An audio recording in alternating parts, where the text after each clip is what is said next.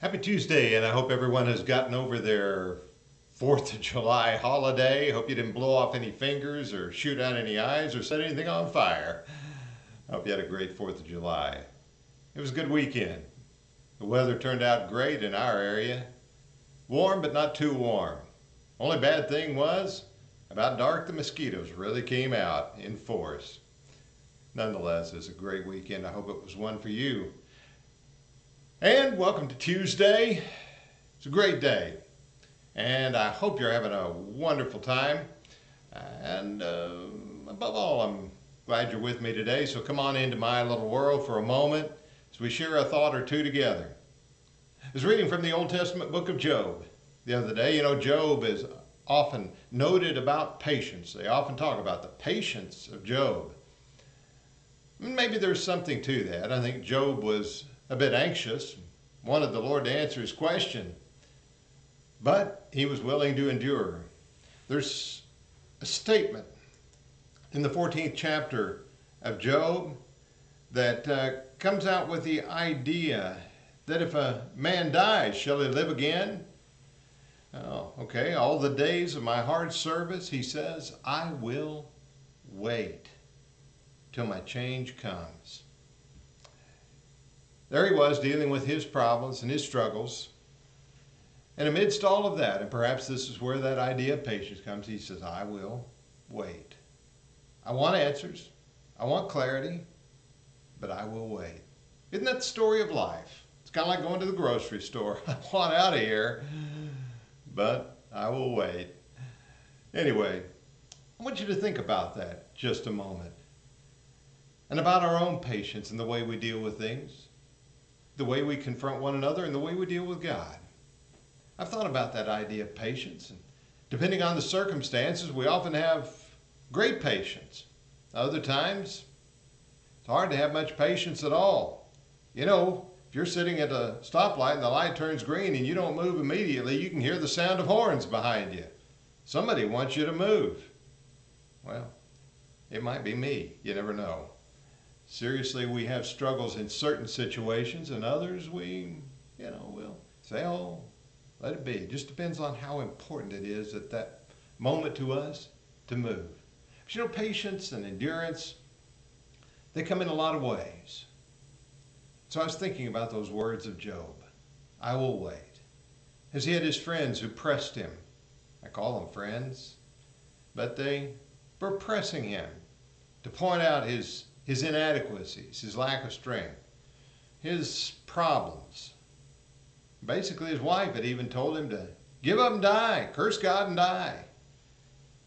Don't sit around here dealing with this and waiting. Job said, I will wait.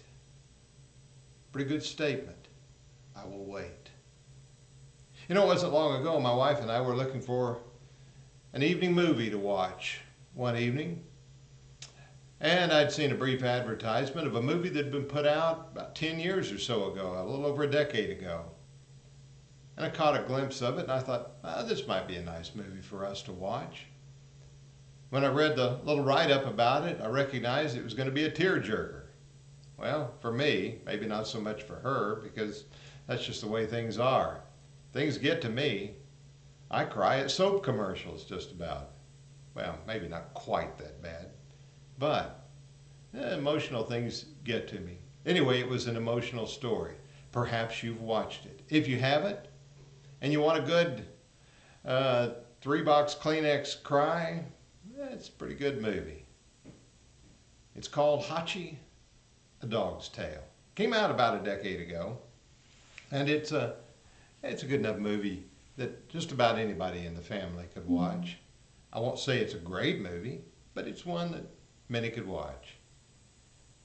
But it tells the story of the dog. Now, his name's a little bit longer and it doesn't really matter to us. You like the story better. You can read the background story to it. It's actually of a Japanese origin and tells the story, drawn from the story of a Japanese professor who takes a dog under his wing. Well, we Americanize it, and Richard Gere plays the part of the professor. Anyway, he gets this lost dog who comes his way, doesn't know quite what to do with it, can't find the station manager won't take it for the night or anything like this, so he takes the dog home. They don't want it at home much, his wife doesn't in the story, but anyway, they end up with the dog. You can see it, it's a formula, and they take in the dog, and the dog becomes so much a part of his life. And ultimately, the dog finds his way to the train station every day. As his master would leave and his master would return, the dog would go with him to the train station and be there waiting when he came home. Unfortunately, the professor dies at an early age, and the dog is a bit lost. But the dog ultimately comes back to going to the station every morning, every evening, returning again and again and again and again. For 10 years, Hachikō comes back to the station. People who ride the commuter train every day would see the dog there. Some would feed him, some would pet him, some would talk to him, but every day, again and again, for 10 years. Good weather and bad, the dog would be there. He would be there waiting, looking for his master to return. If you're going to watch the movie, you may not want to listen to the rest of this, and that's all right with me. Pick out the movie. Ultimately, 10 years later, the dog does die.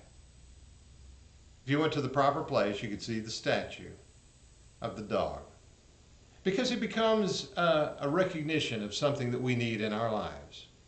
That kind of patience and loyalty, that kind of determination, that kind of willingness to wait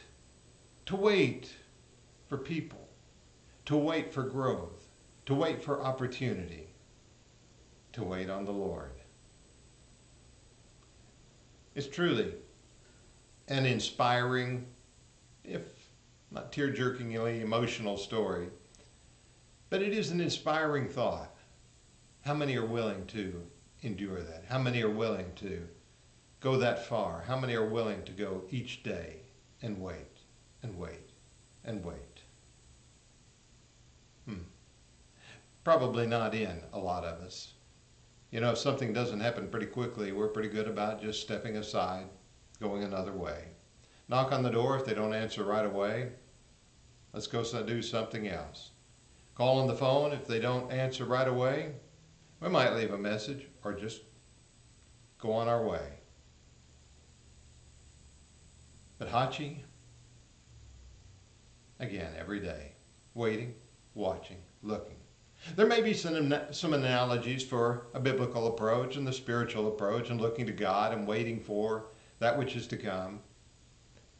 But as much as anything, I think there's a great approach for just you and me in dealing with people, being patient, enduring, and waiting on others, looking for the world, looking toward the world, I should say, and for the world to understand, to change, to develop, and to grow. If we'll stand our ground, if we'll be in our place, if we'll do the waiting, no telling what we might find. Wait. I will wait, Job said. I will wait, waiting for that change to come. Let it come when it comes, and I'll still be here. That's kind of an old line from some of the movies. It's two lovers part their ways, one going off in a direction and the one saying to the other, when you return, I'll still be here. Pretty good thought, isn't it? Well, if you get a chance, watch the movie if you want to. I don't make many recommendations on movies, and it's not one that you're going to say, boy, that needs an Academy Award or something like that, but you might be touched by the story. You can enjoy it. And cry a little bit, and it's all right. Do it at home and turn out the lights and nobody will know. But then put it into your life as well, as we patiently wait. Wait for one another, wait on the Lord, even wait for ourselves to get to where we need to be. It's a good idea, isn't it? I will wait for my change to come. Thanks for being with me today. I hope it's an encouragement to you. I hope it's a special day for you wherever you are.